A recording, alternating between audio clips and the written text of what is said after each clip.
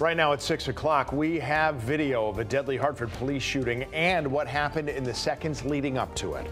And what the Inspector General's office says happened in the moments leading up to at least one officer in Wallingford firing his gun. Also, what President Biden had to say about the explosion outside a hospital in Gaza. We'll tell you who he believes is to blame. All local, all morning.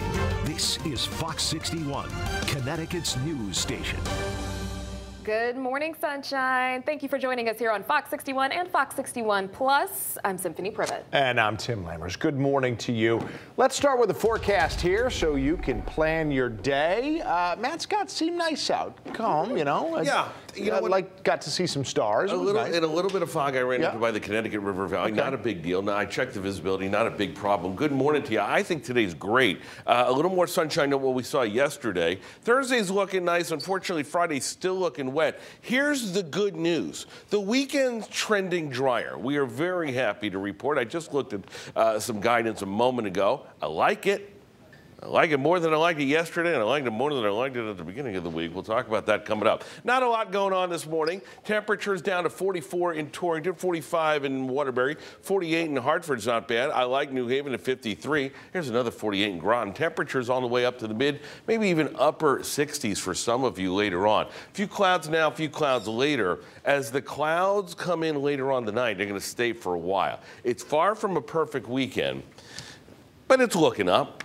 And it's always looking up when we have the weekend on tap. We'll talk about that coming up. And it's always looking up when I get to say good morning to Rachel Piscatelli. Good morning to you. Hey, good morning, Matt. Yeah, loving the way the weekend is trending. Better. Perfect. Better. Not perfect, but better. And we like that. We'll take it where we can get it. 6:02 right now. We are following this one incident that's been out there all morning long since we checked in with you at 5 a.m. over in Newtown 84, dealing with a crash this morning that is closing the exit ramp to exit 10. So that off ramp is closed, and you can see some delays on that westbound side of 84 is seeing some delays because of that. So there may even be a lane closure out there or two just around that exit 10 off ramp. Over in Waterbury, some road work still out there this morning between 18 and 22, but it does look like traffic is flowing in both directions just fine. This is just out by exit 18, and we also have some fog to deal with over on 84 this morning. Meriden 91, both directions, earlier road work. You can see some cones still out there this morning on that northbound side, so be mindful that there may still be some delays over in Meriden on 91. New Haven to New York, it's 51 minutes on the southbound side of 95. West, 84 west, Waterbury to New York looks pretty good this morning at a 57-minute drive. Symphony, back to you. Alrighty, thank you, Rachel. Now at 6:03, we are tracking some breaking news out of New Haven. If you're just waking up, we have learned a police investigation is currently underway on Whaley Avenue and Wright Avenue. Checking out a live look at the scene, you can see several police vehicles on the scene. They also have up some crime scene tape. Details are limited right now. We are working to find out exactly what they are investigating, but as soon as we get that information, we'll be sure to bring you the latest updates here on air, online, and on the Fox 61 News app. This morning, we are also getting a glimpse into what led to a police officer shooting and killing a man here in Hartford. The Inspector General releasing some new video of the incident. Yeah, you can see some of it behind us. For obvious reasons, we're not going to show you that entire video, but we will get out to Fox 61's Brooke Griffin. She's live at the Hartford Police Department with that breakdown of what we were able to see in the video. Brooke, good morning. Yeah, good morning to you. Officers say 44-year-old Jamie Grant was shot and killed on Monday during a traffic stop when he pulled out a gun on an officer. Now, that officer is currently on administrative leave during the duration of this investigation. This all started Monday afternoon. That's when Grant was pulled over near Westland and Barber Streets after he was reportedly armed inside the car and even threatening others with that gun. Grant was in the passenger seat. You can see him get out of the car, raise the gun toward the officer, and possibly try to fire shots. At this time, you can see Officer Brian Solomon fire his weapon. The video shows Grant trying to run away when Officer Solomon fires his gun several times before Grant ends up falling to the ground. Police say that he was taken to the hospital but died from those injuries. Now community members are reacting to yet another instance of violence here in the city of Hartford. Anti-violence advocates say that this video shows something they see time and time again and wish there was a way to make it stop immediately. It just goes to show you how quick something that may seem routine Something that may have been running a red light or running a stop sign can soon escalate into a serious situation with a firearm.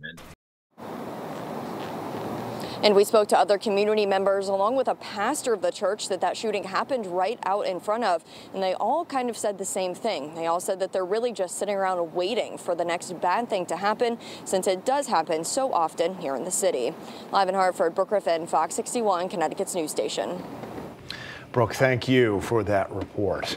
All right, 6:05, some recently released body camera video showed two Wallingford police officers talking with an armed man for about 9 minutes before shooting and killing him early Monday morning. The office of the Inspector General is still investigating that shooting. Police said they were called to a home on North Airline Road just before 2:30 a.m. on a report that a man had shot himself in the face. Well, in the video, officers Gordon McCaskill and Robert Bellucci were talking with 62-year-old Donald Passmore, telling him not to touch his gun. Get your hand in front now! Keep them where we do not touch the gun! Get your hand in front of you now! Of course, we have paused the video the moment before one of the officers fired his weapon. It's not clear to us if both officers fired, but the Office of the Inspector General said about 10 rounds total were fired. Officers found a .22 caliber revolver on the bed. A retired Secret Service agent who you just heard talk about the police shooting in Hartford also gave his insight on the situation here. Police officers are taught in an instance where they feel that their life is in danger to shoot for center mass to try to de-escalate the problem. The fact that they know that there's a gun in there potentially is going to heighten their awareness of what the dangers are that they're going into. Passmore was eventually declared dead at a hospital. The medical examiner said he died of gunshot wounds to the torso. 6:07 happening today in Bridgeport. The ongoing case regarding allegations of voter fraud in the city's Democratic mayoral primary is set to resume. The attorney for mayoral candidate John Gomes could wrap up his case before defense lawyers begin presenting arguments. On Tuesday, Mayor Joe Ganim took the stand to answer questions about what he knew regarding his campaign staff and how they handled absentee ballots. His primary opponent, John Gomes, is suing to have the results of the primary overturned, claiming ballots were mishandled to sway the vote in favor of Mayor Ganim. And in Norwich this morning, a man is dead after a car he was in crashed. Police say that happened after a shooting in the area of Cedar Street. Officers say the driver of the vehicle was shot, kept driving, and crashed the vehicle. The victim telling police he didn't know where the vehicle went to, but there was a passenger inside. Officers found the vehicle in a wooded area down the road off of School Street. Firefighters pulled the passenger out, and EMS took him to a nearby hospital where he later died. Officers say the shooting appears to have been targeted. Now, police in North Haven said they've gotten 46 reports of vehicle burglaries over the past week. Police said windows of locked cars were smashed in, and this impacted cars outside of homes on 13 streets and in parking lots across town.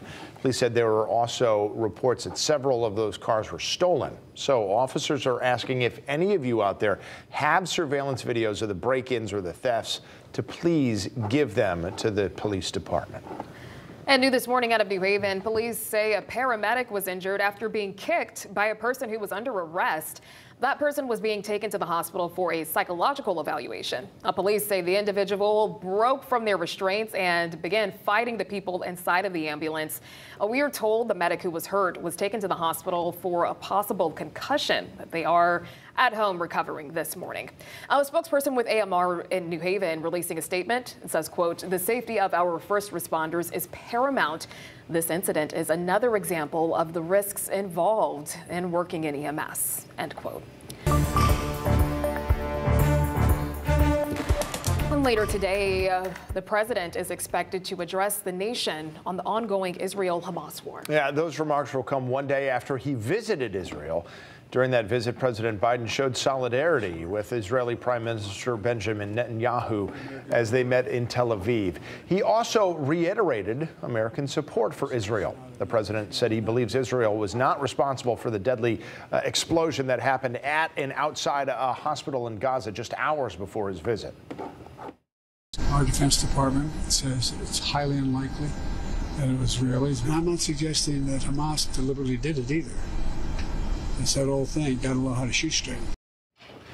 Now, the Israeli Defense Force released further evidence that it claims was an intercepted phone call between Hamas operatives acknowledging that the rocket originated from Gaza. Here's the latest from the Middle East this morning. Israel has agreed to allow Egypt to deliver some limited humanitarian aid to the Gaza Strip. This is on the request of President Biden. He also pledged for $100 million in humanitarian assistance for Palestinians.